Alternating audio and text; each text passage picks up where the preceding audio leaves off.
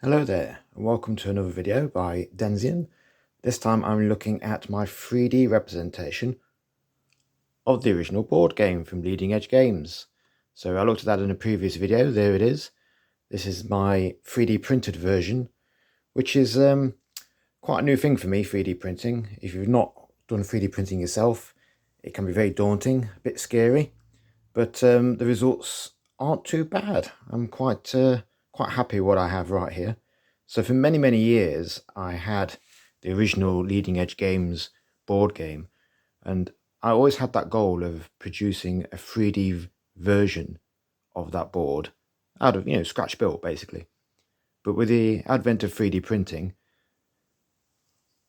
well, that's got rid of a bit of the fun, I suppose, but we have a really nice model. Now this files for this were actually from Lv427-designs, who do a great range of alien themed board sections. This has not been out too long, the files for this particular model, and it is designed for that original board game. I've got a couple of issues with it, but I'm generally quite pleased. As you can see, it's in different sections, and I have a very small resin printer. Now these aren't really designed for resin printers, but it still works perfectly well if you just tweak a few things.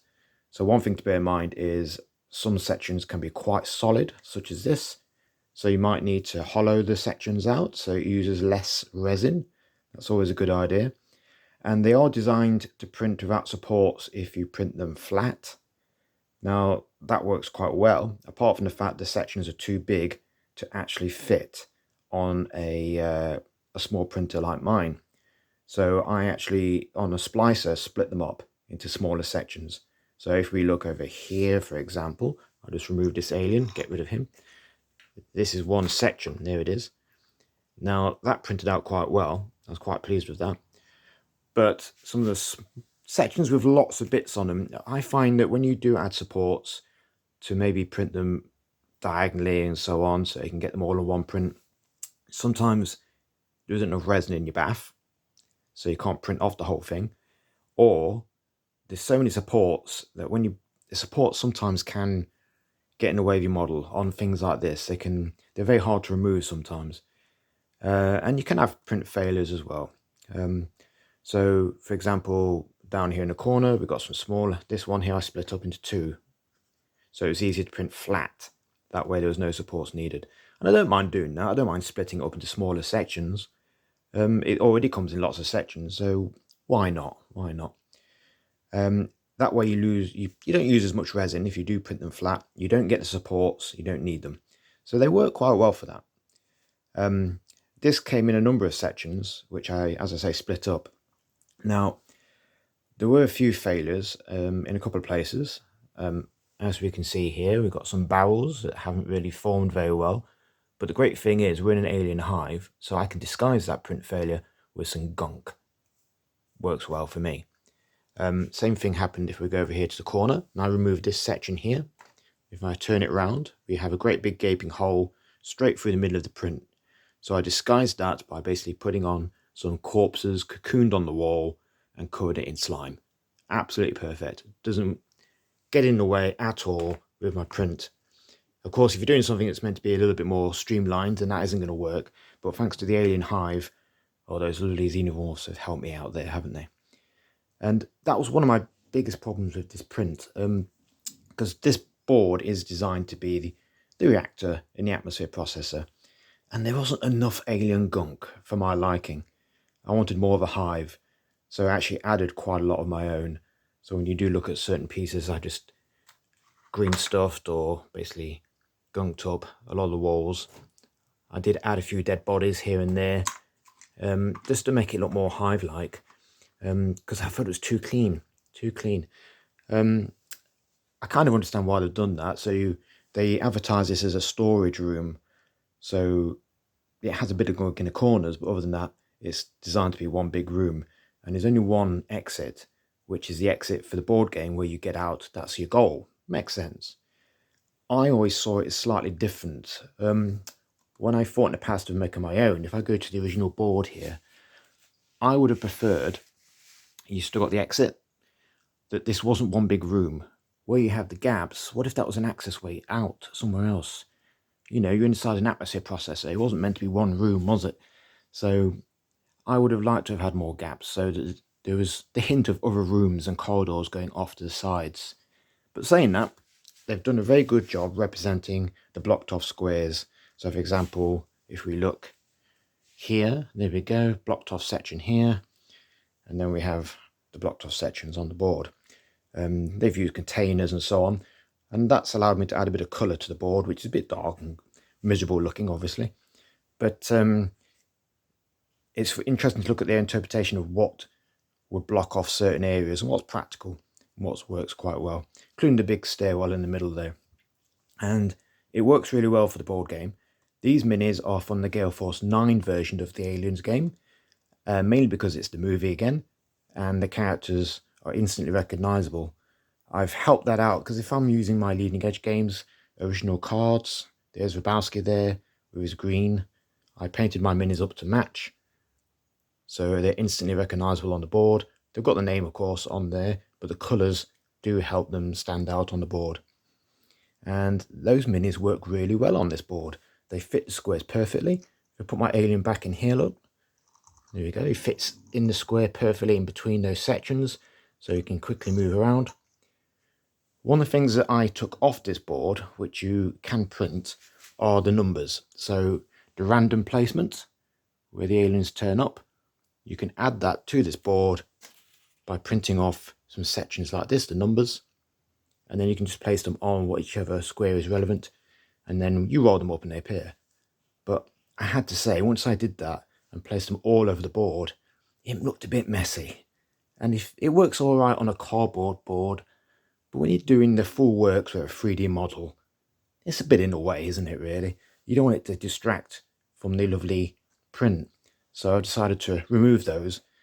That way, when you roll them up, I just keep the original game handy to one side. You can clearly see where the alien's meant to appear, and then you can find the right square on this board and put them down. Not a problem, at least not for me anyway. So I was really happy with this. Now, as I say, a few issues. I would like it to be more open, maybe less wall sections on the outside, but it does work as a self-contained room, which is, I guess, what they were going for. You could slap this down on a bigger table, have some outdoor areas, and then you just come in through the one door. Although how you got these giant containers in here for that tiny door, I don't really know. Maybe there's some sort of lift mechanism through the shaft there, who knows. Now, I did add something to this board. There's another 3D printing company out there that do lots of alien themed minis, and that's Papsicles, you may have heard of on My Mini Factory. They do quite good minis, a little bit bigger than other alien minis that we've had in the past. So I've printed them slightly smaller so they do blend in. And one of the things I always wanted was an alien queen in the nest. And so if I go over here and I simply remove this section here, get rid of that, take that out, and you, goodbye. And then I can just move in from the side. My lovely alien queen, there she is. Pop her in there. There's an end of level boss that you don't want to see. There she is. Now, there's a few things here that are a bit of an ad hoc homemade job. So the alien queen itself is from Papsicles, along with the egg sac and some of the surrounding walls and supports. But the flooring is actually the same flooring from this set. So because they come in sections, I just printed off more than one, get a few of those printed, and then use that as the flooring for here so that it blended in with the rest of my board. And I think that works quite well. The great thing about this board, once you've printed it, you can print as many pieces as you like, couldn't you? So if you wanted to make this room bigger, you could. Smaller, you could, to match the smaller door. You get the generator, which comes away. Look, print failure, hide that. Who knows? Nobody knows. No one tell anybody. So you could, I mean, for example, the places, the actual flooring, you just print off loads of those. You've got some dungeon towers, haven't you? You just create whatever board you like. You don't need side walls, do you? If you want to play Space Hulk on that or anything else, easily done. So you can make a bigger complex as you like. So all in all, really happy. There are plans for Lv427-designs to expand on the original Leading Edge Games board by doing operations next, which is this section. It is on their website, although it's not available just yet, which is quite funny because they have 3 different versions of operations. One for this game, one for Gale Force 9's game, and just an original operations movie true board, which I have printed off in the past.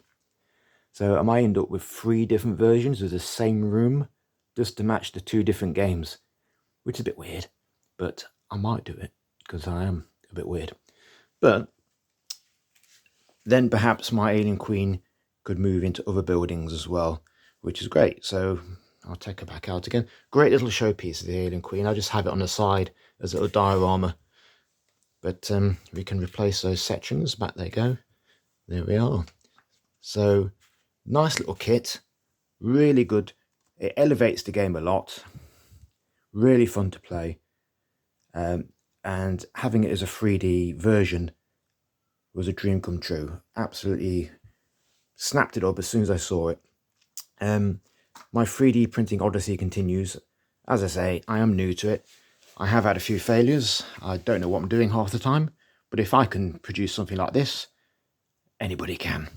Doesn't matter how tech savvy you are, give it a go. I mean, what's the worst can happen? You get resin everywhere, make a mess? Yeah. Have a few failures? Yeah. But the beauty of the Alien Nest is you can disguise those failures quite easily. So don't be scared of having a go yourself. So thank you very much for watching this video. I shall probably do another video on the operations, which is a much bigger room than this one. And it gives us a chance to look at the actual movie as well, and what the rooms were and what they meant to be in the colony on Hadley's Hope. So hope you join me for that one. Thank you very much, and I shall see you later.